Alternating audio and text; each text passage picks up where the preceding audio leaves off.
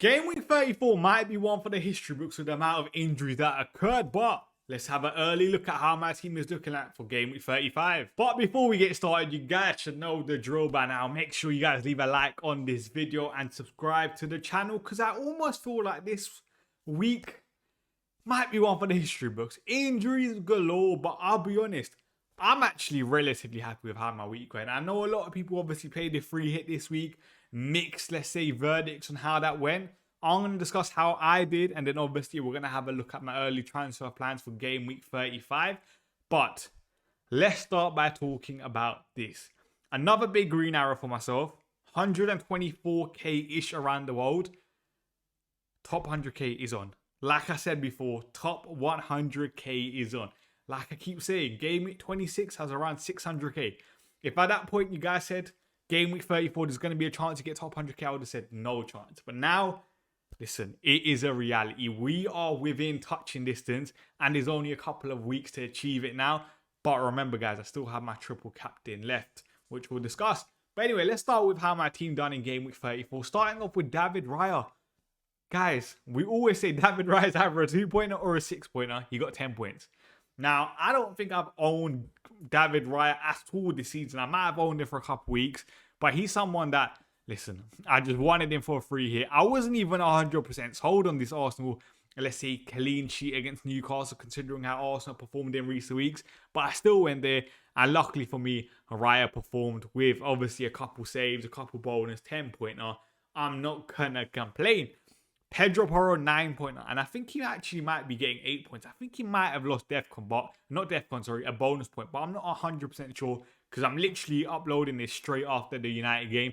But listen, whether it was 8 or 9-pointer, I'm very, very happy with that. Tottenham got that clean sheet. He got DEFCON, which was very, very nice. He's got a couple bonus, and listen, this is a player that you're only going to have on a free hit, for example. Normal people are not going to have a Pedro Porro. So I'm relatively happy when these sort of players do well. Virgil van Dijk, 4-pointer.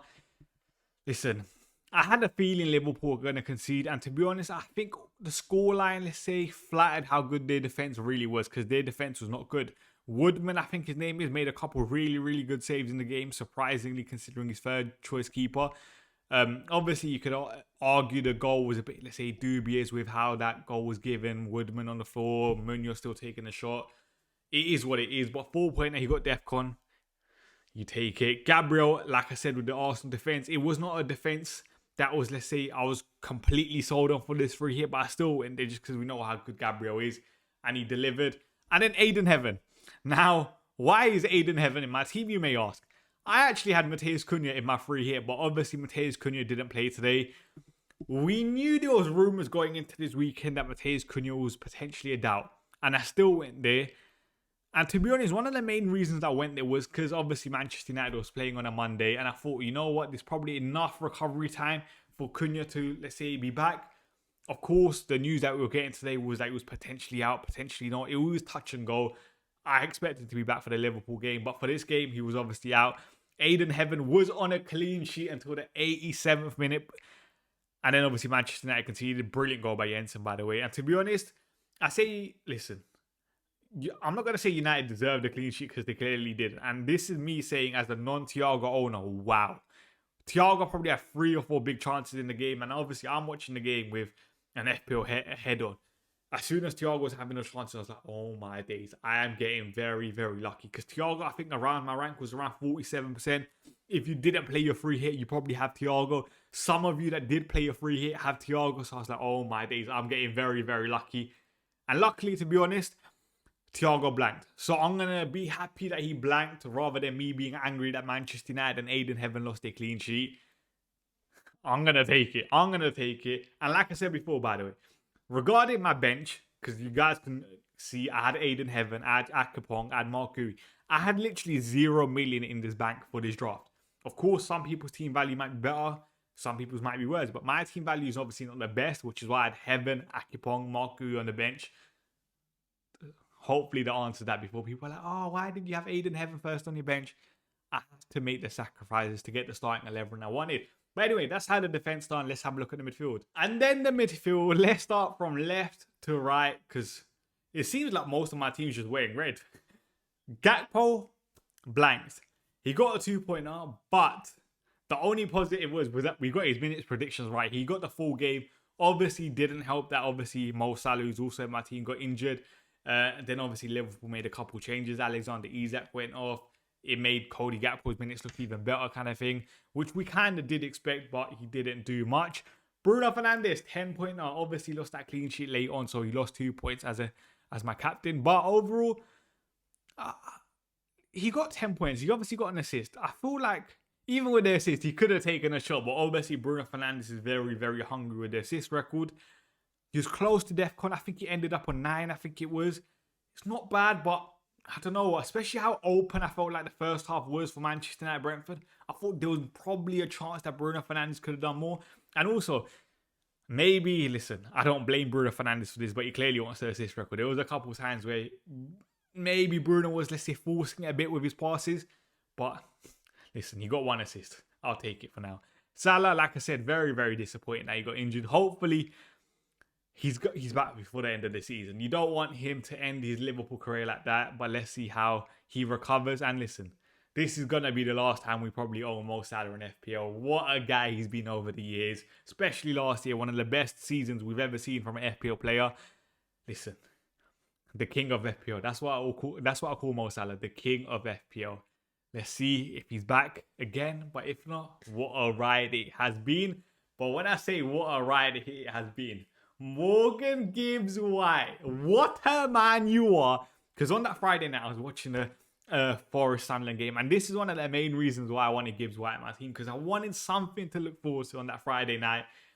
And I saw, let's say, Forest went with that 2 striker formation with Igor Jesus, Chris Wood up top. And I saw Gibbs White playing a bit wide. And I was like, I'm not too sure exactly what this means for FPL in terms of the positions that he was going to get. But how he surprised me was incredible. Obviously, got the assist for the Chris Wood goal. I know some people said it was very, very lucky. As a Morgan Gibbs White owner, I'm not going to say it was lucky. That pass to Chris Wood was obviously perfection. And then the goal, there was no luck about it. He took that so well. And this is why I always say, this is why one of the main reasons why I wanted Gibbs White. Nottingham Forest at that point were obviously in a relegation battle. He is their main talisman. We've seen it over the years. Gibbs White can produce moments, and he did exactly that on Friday. To be honest, Nottingham Forest scoring 5 goals, did anyone expect that? The answer to that question is no. But one thing I would always say is Sunderland's underlying numbers. I know some people might not like underlying numbers, has not been great this season. Of course, they've been, let's say, they've got the points on the board. They're still, let's say, potentially in contention for a European place. But I can kind of understand why, for example, we've seen reports over the last couple of weeks where Sunderland might look to replace their manager. We've seen other clubs do it when the underlying numbers are not so good, but the points might be there and make that change. And sometimes it works, sometimes it doesn't. And let's see what Sunderland do. But Morgan Gibbs White, this guy might just be one of my favourite players now, ever. Just because of that 13-pointer on Friday. What a man you are. And then the front two. When we say this week was full of injuries, it doesn't end there. Dominic Slanky got injured. And you know what? This is so frustrating. Not only because obviously Tottenham won, he obviously had a chance to score, but he was on 8 DEFCON before he came on. Like, this was obviously going to be a very, very good chance. And probably, he probably would have got it, let's be honest. Dominic Slanky probably would have got DEFCON if he didn't come off, which is very, very frustrating. Would have been nice getting those extra 2 points. But someone that did deliver was Jared Bowen, 10-pointer. 2 assists. Brilliant. Honestly, brilliant. Now, it's going to be very, very interesting how his ownership is over the next couple of weeks. West Ham are still right in that relegation fight against Tottenham. Bowen is still their main talisman. He's producing moments. Obviously, Callum Wilson, by the way, he's also producing a lot of big moments for West Ham. But Bowen, he's Mr. West Ham. If West Ham are going to stay up, which I think they will, my personal opinion is I think Tottenham get relegated. It will because of Bowen. So I do potentially want him in my, let's say, team over the next couple of weeks, but I'm not completely sure how I do it. But I think that's probably the perfect segue to look at how my team is looking at for Game Week 35 and my future moves. So let's discuss. Now let's discuss how my team is looking like for Game Week 35. And I'll be honest, on paper, I think it looks relatively strong. I obviously have Darlow against Burnley at home. I'm obviously going to play him. Gabriel against Fulham at home. O'Reilly against Everton away.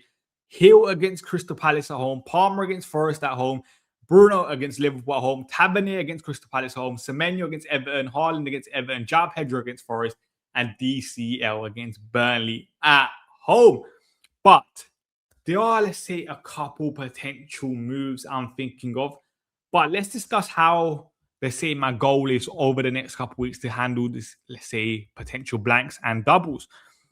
Obviously, right now, there's a potential double in game, or there is going to be a double in game week 36. Manchester City are definitely going to be doubling, but the team that they double against is going to depend.